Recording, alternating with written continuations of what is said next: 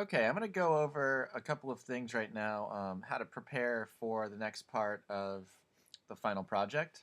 And the first thing I want to do is click on this corner ribbons link on the class website. We're going to download some graphics for our portfolio. And I can find that in my downloads folder right here.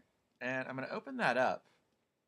And what I'm going to do is I'm going to move these files into my portfolio images folder. So I can see over here I've got my portfolio folder. I'm going to open that up. And what I'm going to do is highlight all these ribbons. I'm going to drag them into the images folder, just like that.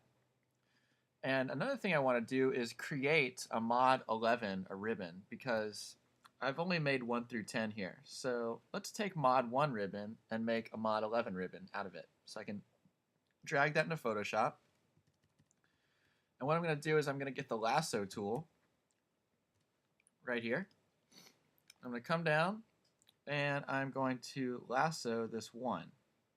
Notice how zoomed in I am. It's very important. So I'm just going to lasso that 1.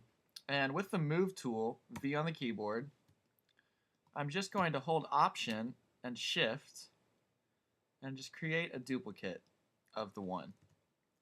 Easy as that. Looking good. And now I'm going to go File, Save As, and I'm just going to call this mod 11 ribbon.png. Sweet.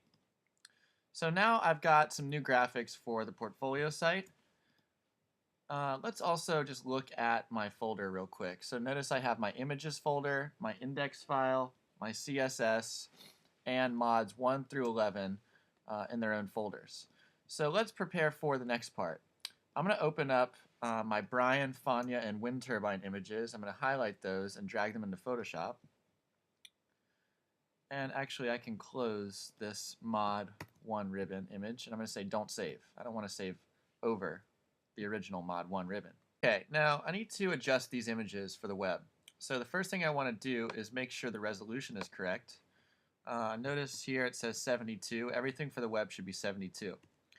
But what I want is for Fania to be to fit perfectly on the screen when I enlarge it. So 2848 is way too big. I'm going to change it to 800. And as you can see here, this says 25%. So if I zoom in to 100% size, it should fit nicely on the computer screen, which it does. So I'm going to save that. And in addition to that, I'm going to do another change where I change it to 200 pixels. This is now a thumbnail. And what I'll do is do this time File, Save As. And I'll change it to Fania Thumb. So we need thumbnails for each of these images. So I can close that now. And now here we have Brian. So again, I need to make sure it fits on the screen right. This time I'm going to change the height to 800. I'm going to zoom in at 100%, make sure it fits, which it does. Awesome. So I'm going to save that.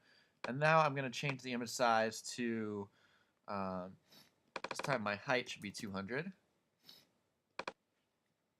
I'm going to save that as Brian Thumb. Okay, close that. And here now I've got my image of the wind turbine ad. I really liked this one, so I'm going to use that as the example. Now here, the resolution is actually 300, so I need to change that to 72. And now I'm going to change the width to 800.